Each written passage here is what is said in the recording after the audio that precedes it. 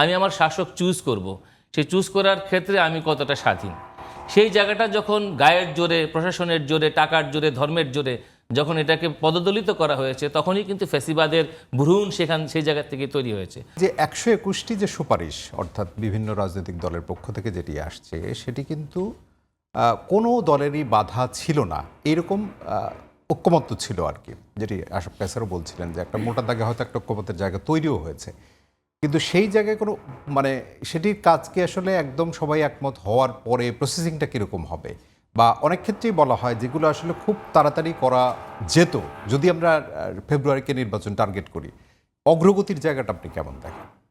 ধন্যবাদ আপনাকে এবং ধন্যবাদ আশরাফ ভাইকে। আসলে দেখেন, এই রিফর্মের ব্যাপারটা তো সারা পৃথিবীতে এটা ট্রায়াল অ্যান্ড এরর প্রসেস, কারণ এটা তো একটা হাইপোথেটিক্যাল টেবিলে থাকে। আপনি যখন এটাকে প্রয়োগে যাবেন তখনই বুঝতে পারবেন যে এটা আসলে কাজ করছে কিনা। তো একটা জায়গায় তো ঐক্যমত্য আন্দোলনের সময় হয়ে গিয়েছে, সেটা হলো মানুষ নতুন করে আর কোনো ফ্যাসিবাদ দেখতে চায় না। তো এখন ফ্যাসিবাদের ফর্ম কি?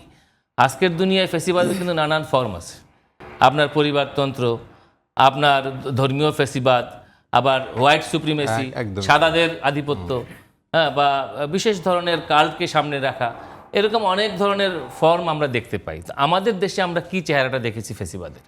আমরা দেখেছি যে মানুষের যে ভোটের অধিকার, অর্থাৎ মানুষের যে ডেমোক্রেটিক উইল, এইটাকে বছরের পর বছর ধরে গলা টিপে হত্যা করা হয়েছে। অর্থাৎ মানুষের মত প্রকাশের যে অধিকার, আমি আমার শাসক চুজ করব, সেই চুজ করার ক্ষেত্রে আমি কতটা স্বাধীন, সেই জায়গাটা যখন গায়ের জোরে, প্রশাসনের জোরে, টাকার জোরে, ধর্মের জোরে যখন এটাকে পদদলিত করা হয়েছে, তখনই কিন্তু ফ্যাসিবাদের ভ্রূণ সেই জায়গা থেকে তৈরি হয়েছে। ফলে নির্বাচন আমার বিবেচনায় শুধুমাত্র একটা ইভেন্ট না, এটা হলো একটা গণতান্ত্রিক অভিপ্রায়ের এক ধরনের বহিঃপ্রকাশ। এটার মধ্য দিয়ে শাসক শ্রেণীর চেহারাটা কিন্তু বোঝা যায়, সে আসলে মানুষকে, জনতাকে আমলে নেয় কি নিচ্ছে না। তো আমরা মনে করি যে এই যে ঐক্যমত্যের জায়গাটি আন্দোলনের ভেতর দিয়ে যারা দুঃশাসনের অবসান চেয়েছে, আমাদের দল কমিউনিস্ট পার্টি গত 16 বছর ধরে একটাই স্লোগান দিয়েছে যে দুঃশাসন হটাও, ব্যবস্থা বদলাও, বিকল্প গড়ো। তো এই দুঃশাসনটা কি সেটা আমরা জানি, কিন্তু ব্যবস্থা বদলটা মানেই সংস্কার। কারণ আমরা একটা যে সিস্টেমের মধ্যে ছিলাম, এই সিস্টেমটা আর ওয়ার্ক করছিল না, এই ফ্যাসিবাদী সিস্টেম, স্বৈরতান্ত্রিক সিস্টেম।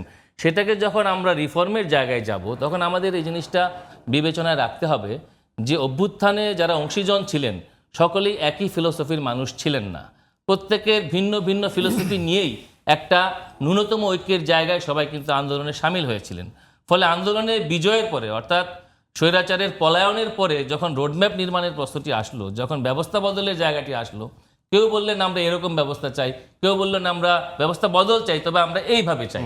সেটা তো খুব স্বাভাবিক। তো সেটি করতে গিয়েও দেখা যাচ্ছে যে এতগুলো যে সংখ্যা তত্ত্বের কথা এখানে আসলো, এতগুলো প্রস্তাব যখন আসলো, তখন যে জায়গায় গিয়ে সেটা ঠেকে যাচ্ছে আমার বিবেচনায়, সেটা হলো এই রিফর্মে আপনি একমত হলেন ধরেন, কিন্তু এটাকে আপনি বাস্তবায়ন করবেন কিভাবে? আমি যতটুকু ঐক্যমত্য কমিশনের সঙ্গে বিভিন্ন সভায় আমি গিয়েছি এবং তাদের যে স্প্রেডশিট সেগুলো পড়ে আমার কাছে মনে হয়েছে যে এটি বাস্তবায়নের জন্য যে 3টি অপশন তারা রেখেছেন, এই 3টি অপশনের মধ্যে একটা সাংবিধানিক একটা ডিফিকাল্টিস সেখানে রয়ে গিয়েছে। অর্থাৎ এটা বাস্তবায়নের ক্ষেত্রে ধরেন আপনি রেফারেন্ডাম করবেন, সেটার জন্য একটা লিগ্যালিটির কোশ্চেন আছে, কনস্টিটিউশনাল ব্যাপার আছে। আপনি বলতে চাচ্ছেন যদি ভবিষ্যতের কোনো সরকার আসে সে সেটা করবে, সেটাও একটা গ্রহণযোগ্য নির্বাচনের প্রশ্ন। আবার আপনি বলছেন যে যদি অধ্যাদেশের মধ্য দিয়েও করেন, সেটাও কিন্তু আইনি প্রশ্ন। সব ক্ষেত্রে আপনি অধ্যাদেশ দিয়ে করতে পারেন কিনা, আইন সেটা অ্যালাউ করে কিনা, সংবিধান সেটা অ্যালাউ করে কিনা, সেই প্রশ্ন এসে যায়।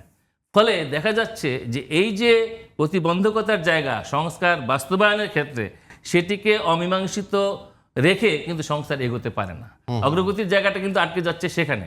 এবং সেই জন্যই সংস্কার বাস্তবায়নের জন্যই অ্যাজ আর্লি অ্যাজ পসিবল একটা বিশ্বাসযোগ্য নির্বাচনের মধ্য দিয়ে একটা নির্বাচিত রাজনৈতিক সরকার বাংলাদেশের দরকার।